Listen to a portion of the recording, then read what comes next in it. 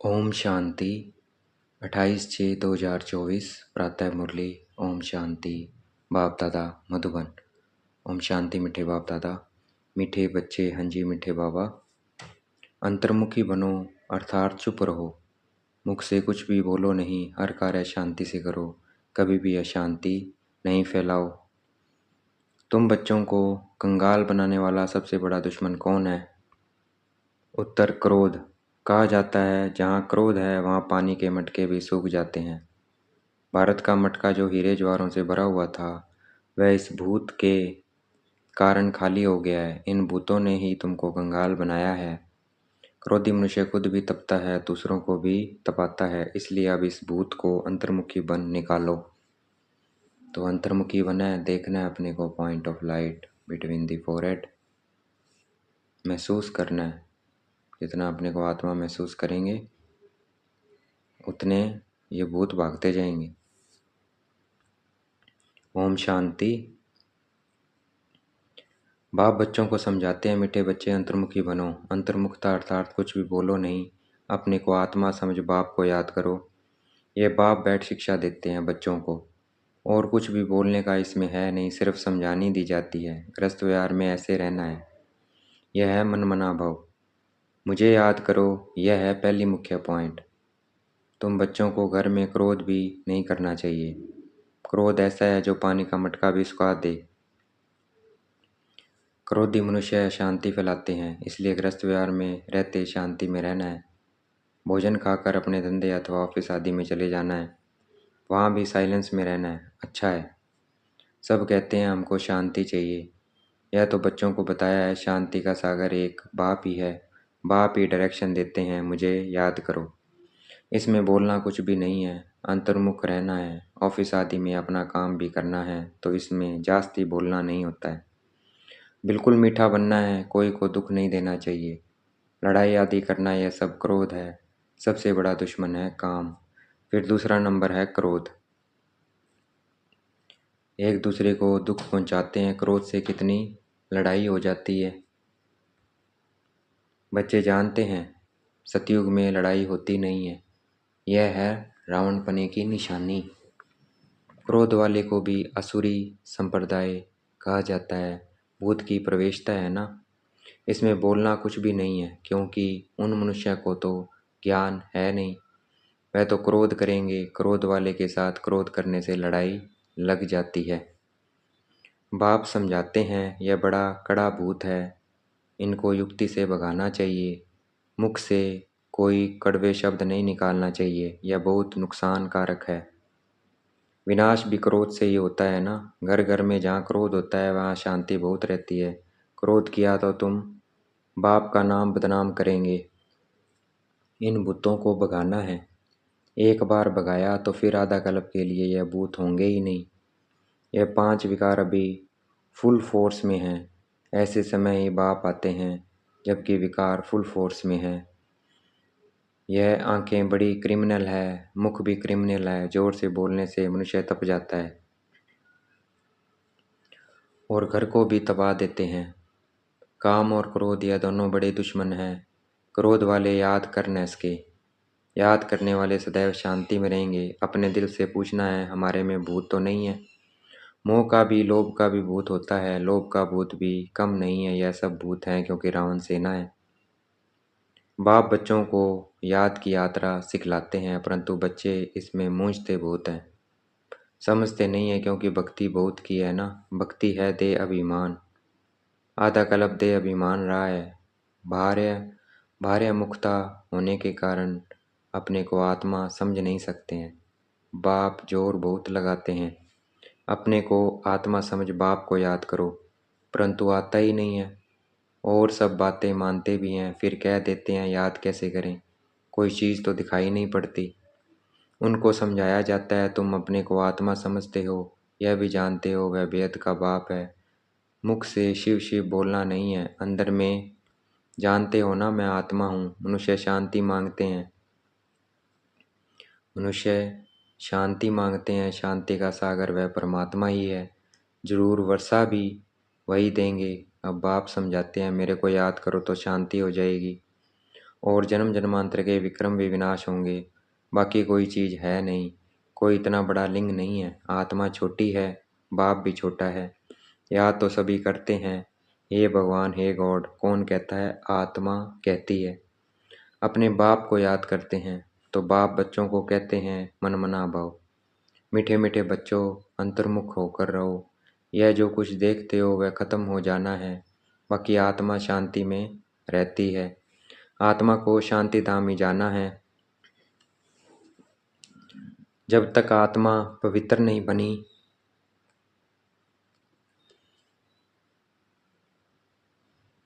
जब तक आत्मा पवित्र नहीं बनी तब तक शांति धाम जा नहीं सकते हैं। ऋषि मुनि आदि सब कहते हैं शांति कैसे मिले। बाप तो सहज युक्ति बताते हैं, परंतु बच्चों में बहुत है जो शांति में नहीं रहते हैं। बाबा जानते हैं, घरों में रहते हैं बिल्कुल शांत नहीं रहते हैं। सेंटर्स पर थोड़ा टाइम जाते हैं, अंदर में शांत हो बाप को याद करें, वह नहीं है। सारा दिन घर में हंगामा करते रहते हैं, तो सेंटर पर आने से भी शांति में नहीं रह सकते। कोई की देह से प्यार हो गया है तो उनके मन को कभी शांति हो न सके, बस उसकी ही याद आती रहेगी। बाप समझाते हैं, मनुष्य में है 5 भूत। कहते हैं ना, इनमें भूत की प्रवेशता है, इन भूतों ने ही तुमको कंगाल बनाया है। वह तो करके एक भूत होता है, वह भी कभी प्रवेश कर लेता है। बाप कहते हैं यह 5 भूतों की हर एक में प्रवेशता है। इन भूतों को भगाने के लिए ही पुकारते हैं, बाबा आकर हमको शांति दो। इन भूतों को भगाने की युक्ति बताओ। यह भूत तो सभी में है, यह रावण राज्य है ना। सबसे बड़ा भूत है काम क्रोध। बाप आकर भूतों को भगाते हैं तो उनकी आवाज़ में कुछ मिलना तो चाहिए ना। वह भूत प्रेत भगाते हैं, मिलता कुछ भी नहीं है। यह तो बच्चे जानते हैं। बाप आते हैं सारे विश्व से भूतों को भगाने। अभी सारे विश्व में सब में भूतों की प्रवेशता है। देवताओं में कोई भूत नहीं होता, न देह अभिमान का, न काम क्रोध लोभ मोह, कुछ नहीं होता है। लोभ का भूत भी कम नहीं है। यह अंडा खाऊं वह खाऊं, भूतों में भूत रहते हैं। ये भूत रहते हैं, अपने दिल से समझते हैं बरोबर हमारे में काम का भूत है, क्रोध का भूत है। तो इन भूतों को निकालने के लिए बाप कितना माथा मारते हैं। देह अभिमान में आने से दिल होती है, बाकी बाकी पहनूं यह करूं, फिर कमाई सारी चट हो जाती है। क्रोध वाले का भी यह हाल है। क्रोध में आकर बाप बच्चों को मार देते हैं, बच्चे बाप को मार देते हैं, स्त्री पति को मार डालती है। जेल में जाकर तुम देखो कैसे कैसे केस होते हैं। इन भूतों की प्रवेशता के कारण क्या हाल भारत का हो गया है। भारत का जो बड़ा मटका था, जो सोने हीरे आदि से भरा हुआ था, वह अब खाली हो गया है। क्रोध के कारण कहते हैं ना, पानी का मटका भी सूख जाता है। तो यह भारत का भी ऐसा हाल हो गया है। यह भी कोई नहीं जानते हैं। बाप ही आते हैं भूतों को निकालने के लिए, जो और कोई भी मनुष्य मात्र नहीं निकाल सकते हैं।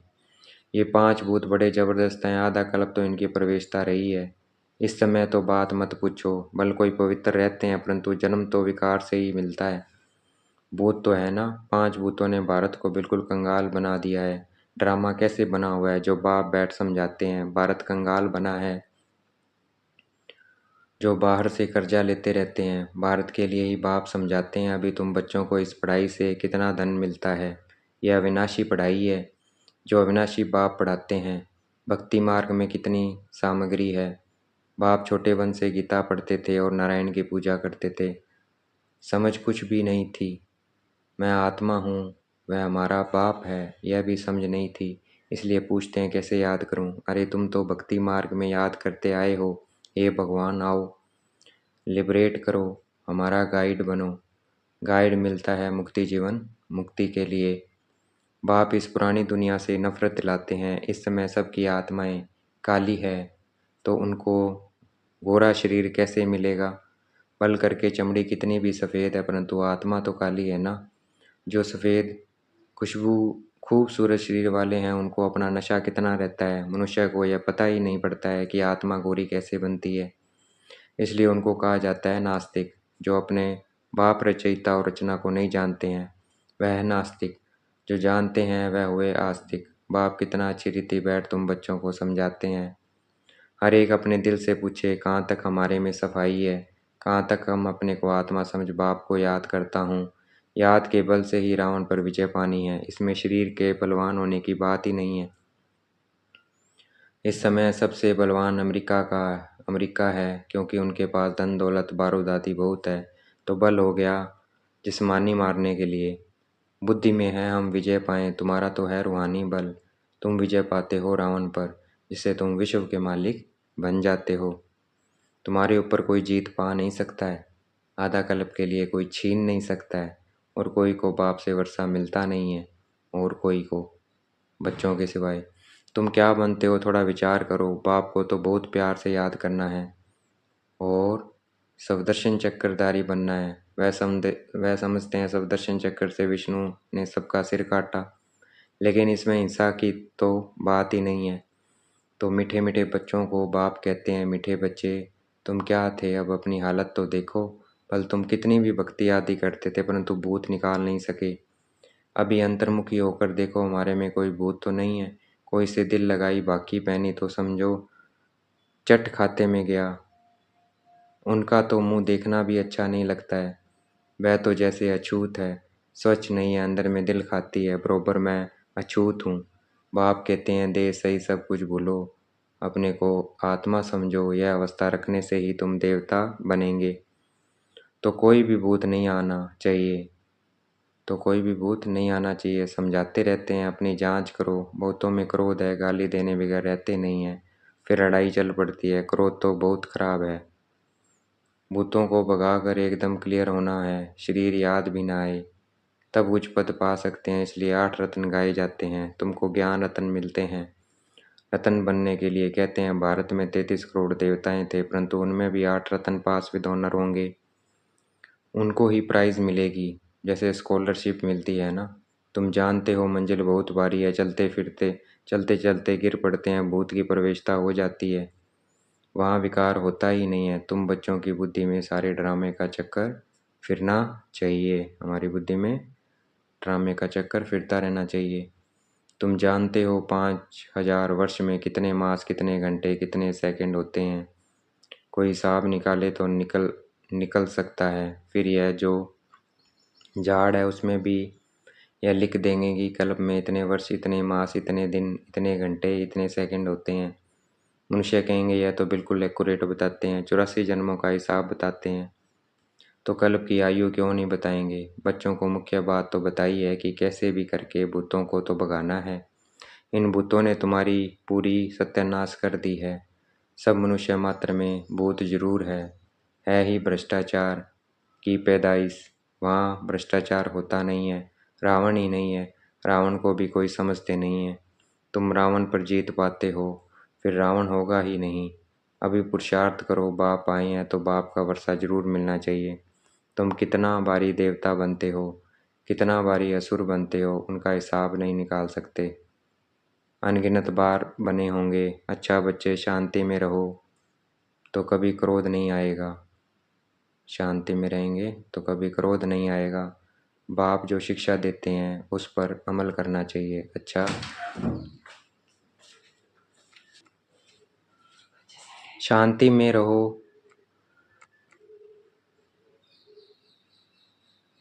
शांति में रहो तो कभी क्रोध नहीं आएगा। बाप जो शिक्षा देते हैं उस पर अमल करना चाहिए। अच्छा, देखेंगे बाप दादा याद प्यार दे रहे हैं। मीठे मीठे सिगलते बच्चों प्रति माता पिता बाप दादा का याद प्यार और गुड मॉर्निंग। रूहानी बाप की रूहानी बच्चों को नमस्ते। हमें भी याद प्यार देना। हम रूहानी बच्चों की रूहानी बाप दादा को दिलवा जान शिकवा प्रेम से बेहद का याद प्यार और नमस्ते। धारणा के लिए मुख्य सार, अपने आप से पूछना है हमारे में कोई भी भूत तो नहीं है, आंखें क्रिमिनल तो नहीं होती है, जोर से बोलना वह शांति फैलाने का संस्कार तो नहीं है, लोभ मोह का विकार सताता तो नहीं है, किसी बेदई देहधारी से दिल नहीं लगाना है, देह सही सब कुछ भूल याद की यात्रा से स्वयं में रूहानी बल भरना है। एक बार भूतों को भगाकर आधा कल्प के लिए छुटकारा पाना है। आज का वरदान है, देखेंगे बाप दादा ने मस्तक पे हाथ रखा हुआ है, वरदान दे रहे हैं। ईश्वरीय विधान को समझ विधि से सिद्धि प्राप्त करने वाले फर्स्ट डिवीजन के अधिकारी भव। ईश्वरीय विधान को समझ विधि से सिद्धि प्राप्त करने वाले फर्स्ट डिवीजन के अधिकारी भव। व्याख्या है वरदान की, एक कदम एक कदम की हिम्मत तो पदम कदमों की मदद ड्रामा में इस विधान की विधि नुदी हुई है। अगर यह विधि विधान में नहीं होती तो सभी विश्व के पहले राजा बन जाते। नंबरवार बनने का विधान इस विधि के कारण ही बनता है। तो जितना चाहे हिम्मत रखो और मदद लो, चाहे सरेंडर हो चाहे प्रवृत्ति वाले हो। अधिकार समान है लेकिन विधि की से सिद्धि है। इस ईश्वरीय विधान को समझ अलबेलेपन की लीला को समाप्त करो तो फर्स्ट डिवीजन का अधिकार मिल जाएगा। आज का स्लोगन है, संकल्प के खजाने के प्रति इकोनॉमी के अवतार बनो। तो वेस्ट नहीं करना है, थॉट वेस्ट और नेगेटिव में ना जाए हमारे संकल्प।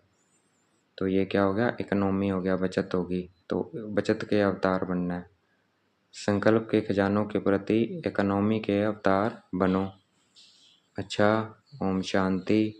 शुक्रिया मीठे बाबा, शुक्रिया।